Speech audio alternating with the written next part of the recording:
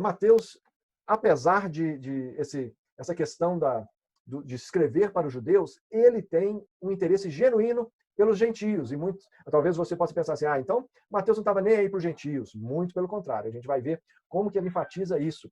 Ele começa na própria genealogia, que nós já citamos aí. Ele coloca 3 mulheres gentias na genealogia. Raabe, lá de Jericó. Ele coloca a moabita Ruth e Batseba, que era esposa do chamado hitita Urias. Os hititas não eram judeus. Então, tem uma hora que, na verdade, na genealogia, ele nem cita Batseba. Ele fala assim, fulano que nasceu daquela que era mulher de Urias, o hitita. Então, ele ressalta que o esposo dela não era, apesar de não ser o pai da criança, que era Salomão, o esposo não era judeu. Ele ressalta isso na genealogia, mostrando que, desde o início do evangelho, ele já vai mostrando como que os gentios estão presentes, inclusive naquilo que deveria ser a coisa mais pura, que é a genealogia do Messias. Mas a genealogia do Messias tem não só gentios, mas tem mulheres gentias, inclusive uma delas, uma prostituta. Então, uma adúltera, uma prostituta e uma moabita, que era considerado um povo que ninguém poderia se relacionar com eles. Na Natividade, Mateus vai colocar os gentios vindo adorar, os magos vindo adorar Jesus. Então, ele que vai narrar isso com detalhes dos magos gentios vindo adorar de longe, do Oriente, terras distantes, para vir adorar o Messias. Jesus começa o seu ministério na Galileia dos gentios, em cumprimento de uma profecia de Isaías. A Galileia dos gentios é o início, é o berço do ministério de Jesus. Vários dos milagres, se você olhar no capítulo 8 e 9 de Mateus, você vai ver ele tendo como alvo os milagres gentios, não eram judeus. Então ele vai valorizar isso. Isso para o público que está lendo isso, que é de judeus, tem muita significação. E fica claro, tem uma expressão lá no capítulo 21, que fica claro que Jesus e Deus está rejeitando os judeus por causa da dureza de coração deles. Quando Jesus diz assim, depois de dizer uma parábola, ele diz assim, o reino de Deus vos será tirado e será entregue a um povo que lhe produza os respectivos frutos.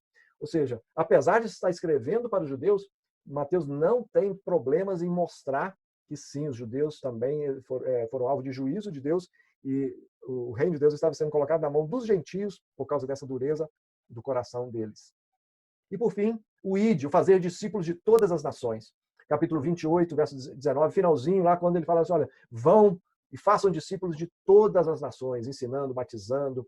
Então essa ideia, ele abre falando da genealogia com os gentios, dos magos do Oriente. Ele vai trabalhando essa ideia logo na abertura do evangelho e fecha o evangelho mostrando que os discípulos precisam ir para todas as nações para fazer discípulos. Então, há um interesse genuíno de Mateus pelos gentios. E o episódio da mulher Ciro-Fenícia, está lá em Mateus 15, é um exemplo claro disso. Esse episódio é muito interessante, porque Jesus sai da região da Judéia, sai da região da Galiléia e vai para a região Ciro-Fenícia, que é hoje ali divisa entre Síria e Líbano. A Fenícia é hoje conhecida como Líbano e a Síria é Síria mesmo. Então é aquela região ali, região de Tiro e de Sidom, são cidades que hoje estão no território ao sul do Líbano. E ali naquele momento uma mulher uma mulher Ciro-Fenícia, ou seja, gentia, não judia, ela começa a ir atrás de Jesus andando com seus discípulos, e onde ali a mulher está atrás, igual ferrinho de dentista. E ela está ali irritando a ponto dos discípulos falarem assim, Jesus, despede essa mulher é chata demais. Essa mulher dá um jeito nela aí, porque se o senhor não fizer nada, ela vai atrás da gente aqui o resto do dia, o resto da semana que a gente passar aqui. E aí Jesus dá uma consertada nela mesmo. Fala assim, olha, eu não vou tirar o pão dos filhos para dar para os cachorros, não. E ali, os discípulos quase que vibraram, né? Os discípulos, até que enfim, Jesus dá uma lambada nessa mulher, para essa mulher parar de encher a paciência da gente. Mas a mulher vem com uma expressão e fala assim, olha, mas até os cachorrinhos comem das migalhas que caem da mesa dos seus donos. E aí a reação de Jesus faz uma mudança total na história. Ele diz assim, mulher, grande é a tua fé.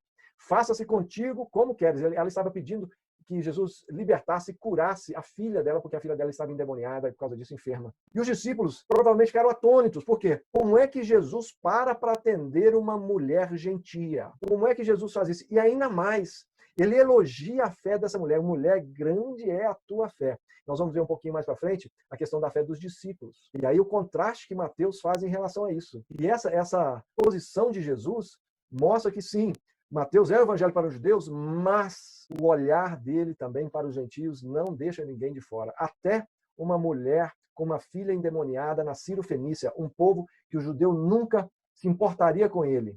mas Jesus se importa porque para Jesus e para Deus, como diz a palavra, não há acepção de pessoas. Por isso que Jesus fecha em Mateus dizendo: vão e façam discípulos de todas as nações.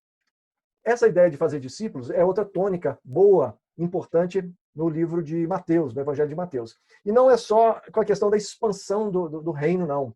Tem a ver muito também com a nossa identificação com os discípulos. Então, acabamos de falar dessa mulher cirofenícia, mãe de uma menina endemoniada, ou seja, alguém que seria o mosquito do cocô do cavalo do bandido, na expressão que a gente costuma usar, né? Para o judeu, para Jesus é uma mulher de muita fé. Mas para os discípulos, Jesus fala assim: homens de pequena fé. Quando os discípulos ficam vacilantes em alguns momentos que precisavam agir com mais fé, Jesus chama eles de homens de pequena fé. E aí é interessante porque Mateus mostra os discípulos como pessoas normais. Enquanto os líderes religiosos e as multidões, eles têm uma fé assim, na verdade, os líderes religiosos, eles são anti-fé. Eles vão contra a fé que deveriam expressar, que falavam que tinham. As multidões, eles estão assim, completamente ao sabor do vento. Mas a fé dos discípulos, apesar de ser pequena, é uma fé genuína. E isso é importante. É uma fé falha, sim, mas é uma fé genuína. A narrativa de Mateus, ela vai trabalhar como se fosse alguém bem próximo dos acontecimentos. São os discípulos. Como Mateus era um dos discípulos, um dos 12, ele narra tudo como quem está ali dentro do episódio, de dentro, e isso dá uma cor, um colorido muito legal para isso tudo. Por causa disso, Mateus nos convida a uma identificação com os 12. Ao apresentar os gentios de um jeito, os líderes religiosos de outro, e as multidões de outro, e quando ele apresenta os 12 como essas pessoas que querem seguir Jesus, mas são cheios de falhas, como pessoas que querem conhecer Jesus mais de perto, que querem reagir com mais fé, mas a fé deles titubeia, ele nos convida a uma identificação com esses discípulos. E isso é muito legal, porque nos faz assim, entender que é possível ser uma pessoa normal e ser um seguidor de Jesus. Nós não precisamos ser super crentes, porque Mateus não era super crente, Pedro não era super crente, eles eram pessoas falhas, mas que seguiam o Senhor Jesus. E essa é a chave do discipulado.